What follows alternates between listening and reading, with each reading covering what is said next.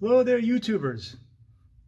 If you're like me, or hopefully not like me, and you have a 25-plus-year-old Ford Ranger, you might want to add a little 80-90 weight differential fluid to the pumpkin here on your truck. Now, what I'm going to show you is not a way to drain it, which is probably kind of easy. You have to use these, just undo the bolts around here. But the problem is that there's a drive that goes into a plug up on the top. Actually, it's over on the side here, and it's all rotted out. It's completely gone, and there's no way, short of drilling it out, to really reconcile this problem. It's a bit too much heroics for me.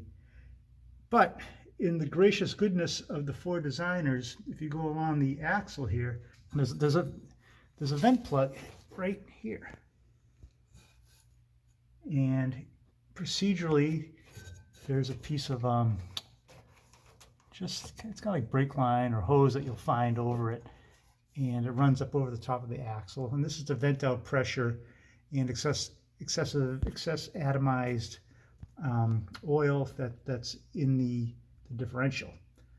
So what I'm going to do is actually fill it via a syringe and just add a few cc's of 80-90 weight oil. I do this every few years. It tends to leak out a little bit. Again, I'm just trying to keep it going. So here's how we're going to do it. So this is so easy, it's almost criminal. The wheel's off, and just looking right in here, you can see where this vent hose is attached. It has a hose clamp holding it on, but that's been removed. And there it is. And what we have here is a syringe, a small syringe that I've loaded up with 80-90 weight oil. And what we're going to do is take this, stand it right up in there. Come on. Put it right in there. And then we just gently push the syringe down. Nice, neat job there.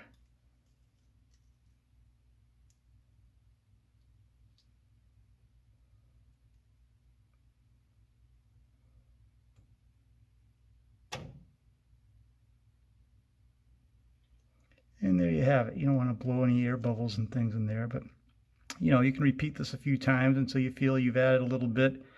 I think having too much oil is better than having not enough. The purpose of this little vent is to allow it to vaporize out and atomize out, and that's it. Put this tube back on here with a hose clamp so dirt and debris doesn't get in, and you kind of get the picture.